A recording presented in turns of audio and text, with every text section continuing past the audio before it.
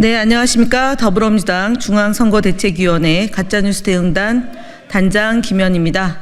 법률지원단장 김동화 의원님 모셨습니다. 5월 21일 9시 기준으로 2,368명이 방문하였고 1,456건의 제보가 접수되었습니다. 매체별로는 네이버가 26.27%로 가장 높은 수치를 기록했고 그 뒤로는 SNS 15.63, 유튜브 14.13, 커뮤니티 10.38% 순으로 제보되었습니다. 이재명 후보를 연이어 계속 허위사실을 유포하고 있습니다. 시흥 살인사건과 관련하여 허위사실을 유포하고 있는 것이 다수 확인되고 있습니다. SNS 등에서 특정 이용자가 시흥 살인범 관련 게시글에 이재명 분리하면 바로 중국인 조폭을 풀어서 묻지마 살인 저지르는 거 봤지 등의 허위글을 게시하였고, 또 다른 트위터 이용자는 실제 보도된 외국인 범죄 기사와 함께 이재명이 대통령 되면 완전 중국인 무법천지 되겠네 등의 허위 주장을 덧붙였습니다. 심지어 일부 이용자는 이재명의 중국인이 시흥에서 2명을 죽이고 도망 중이다. 이재명이 집권하면 중국 조폭이 한국에 와서 난장판 만들 것이라는 허위 사실을 유포하고 있습니다. 가짜뉴스 대응단의 주요 대응 현황 말씀드리겠습니다. 사전투표 일정 관련해서 말씀드리겠습니다. 이번 21대 대통령 선거의 사전투표가 5월 29일, 5월 30일 양일간 평일에 진행됩니다. 과거에 진행됐던 것처럼 주말을 포함한 금토가 아니라 이번에는 화요일 날 6월 3일 투표인 관계로 목요일, 금요일에 진행됨에 유의해 주시길 바랍니다. 특히 사전투표를 하지 말라고 하는 그런 캠페인이 일부에서 벌어지고 있는 점에 대해서 유의합니다. 저희는 각별하게 이 사전투표가 어떻게 가짜뉴스를 유포하는지, 그 진원지가 되는지를 면밀히 살펴보고 국민 여러분께 소상히 보고 드리도록 하겠습니다. 좌파 이권 카르텔 운운하며 국민 사이렌 성명서에 대한 입장입니다. 5월 19일 날 국민 사이렌 센터에서 시민단체 퍼주기법을 추진하는 정책 협약을 맺었다며 좌파 이권 카르텔 고발하겠다는 성명을 발표했습니다. 시민단체는 다양한 이념적 스펙트럼을 가지고 있으며 정부의 정책 감시와 공공이익 증진이라는 공적인 역할을 수행하는 곳입니다. 좌파 카르텔로 매도하는 것은 명백히 정치 낙인 찍힙니다. 시민단체에 대한 국고부조는 엄연히 법률 및 조례에 따른 절차의 진행이며 각종 사회복지, 인권, 환경 등 정부의 손이 미치지 않은 곳에서 역할을 수행하는 데 지원되는 겁니다. 시민사회 기본법 또한 시민단체의 공공성을 인정하고 협치구조를 제도화하려는 법입니다. 비세혁명 시민본부가 지난 5월 16일 시민사회단체 연대회의 시민사회 활성화 전국 네트워크와 맺은 정책협약은 윤석열 정권의 기간 유축되었던 시민사회 자율성과 역동성을 되살리고 민주주의 회복을 위해 정치권과 시민사회가 노력하고자 하는 취지로 체결되었습니다. 이를 좌파 이권 카르텔 생태계라며 혈세 낭비 운운하는 것은 명백한 거짓이며 허위 주장입니다. 가짜뉴스 대응단은 국민의힘 국민 사이렌 성명에 대해 강한 유감을 표합니다. 뉴데일리 등 왜곡 보도, 선거 개입 시도를 중단하기 바랍니다. 뉴데일리는 5월 19일자 보도에서 지규현 판사의 접대 의혹 부인과 관련해 민주당이 공개한 사진을 두고 마치 민주당이 사진 공개 이후 지규현 판사가 반박하는 것처럼 보도하여 사실관계를 왜곡했습니다. 이에 더불어민주당은 해당 보도를 언론중재위원회에 제소했습니다. 또한 뉴데일리는 긴급 진단이라는 기획 시리즈를 통해 선거운동 시작 이후 총 4건의 분석 기사를 보도하며 이재명 후보와 김문수 후보를 각각 2건씩 다뤘습니다.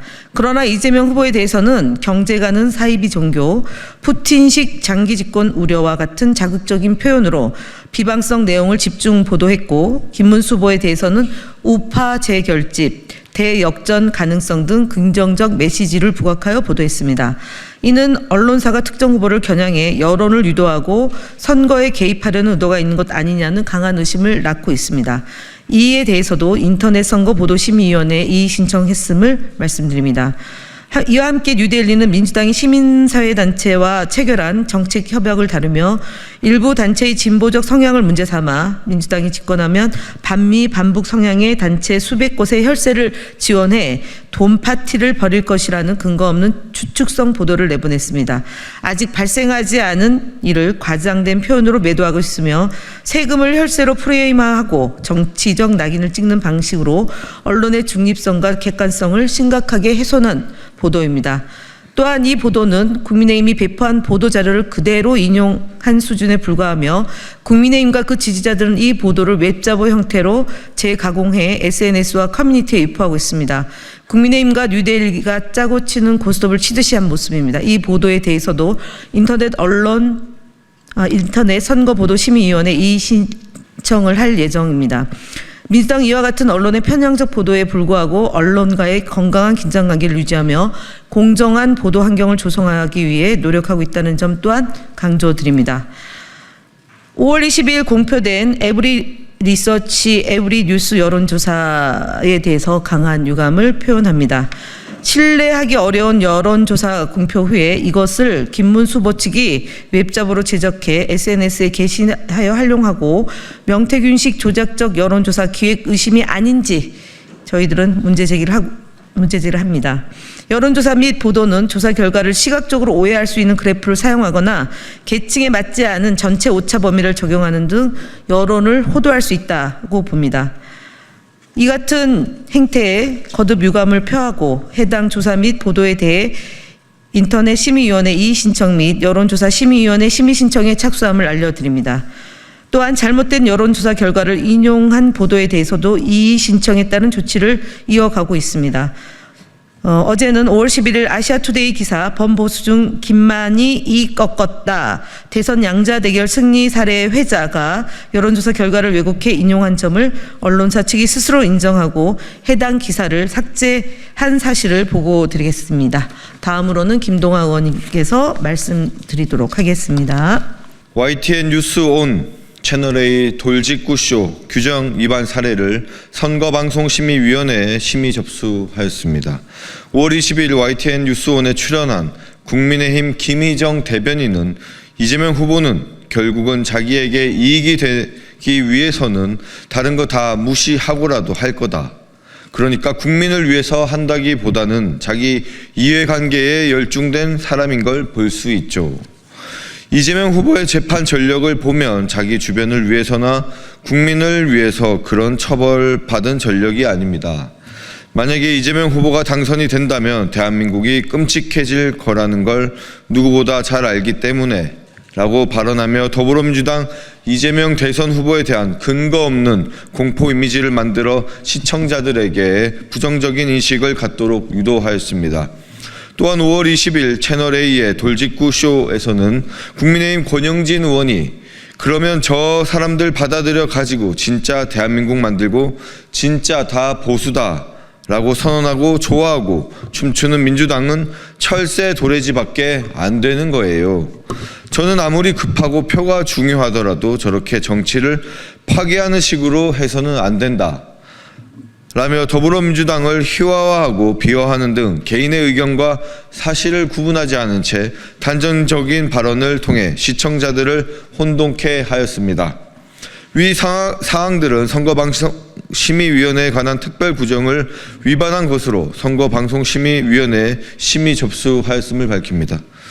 다음 서정욱TV, 성창경TV, 이대남의 우회전 등 유튜브 대응 현황 보고입니다. 서정욱TV의 19일자 150만 원 가지고 선거운동 위에 시간 끄는 꼼수, 설란영과 대비되는 김혜경 리스크. 관련 영상은 이재명 후보의 배우자에 대해 피선거권이 없다는 허위사실을 유포하였습니다. 또 성창경TV는 이재명에 대한 김문수의 필승 전략, 이찍 일땡 영상을 통해 아직도 이재명 후보의 대북 송금과 주변 자살 의문 등으로 폄훼하였습니다. 또한 이대남의 우회전 채널의 현장 김문수 유세 도중 대반전 터졌다. 서울에서 이런 일이 영상 역시 이재명 후보를 드럼통에 비유해 비방하였습니다. 마지막으로 전환길 뉴스 채널의 라이브 2030들아 낙담하지 말아라 영상은 부정선거론을 설파하며 이재명 후보를 친중 후보로 거짓 프레임을 씌웠습니다. 해당 영상들은 유튜브 가이드라인 위반으로 신고 조치하였으며 정도가 심한 영상은 공직선거법 위반으로 선관위에 신고하였습니다. 네, 다음 국민의힘 대선 후보 김문수 거짓말 시리즈 11번째입니다. 대통령 선거 후보자 공보물이 20일까지 모든 세대에 배포되었습니다. 김문수 후보는 공보물 5쪽에서 민주당에 대한 각종 거짓말을 늘어놓고 있습니다. 특히 190석 민주당 의회 독재 횡포, 총통제까지 등 표현인 전부가 거짓말입니다. 특히 190석의 민주당이라는 표현은 기본적인 숫자조차 제대로 검토하지 않고 공보물을 제작했다는 증거이며 이로 인해 김문수 후보의 공약 등 다른 주장의 신뢰성마저 의심할 수준입니다. 더불어민주당의 국회 의석수는 5월 21일 오늘 기준 171석입니다. 의회 독재 횡포라는 표현도 거짓입니다.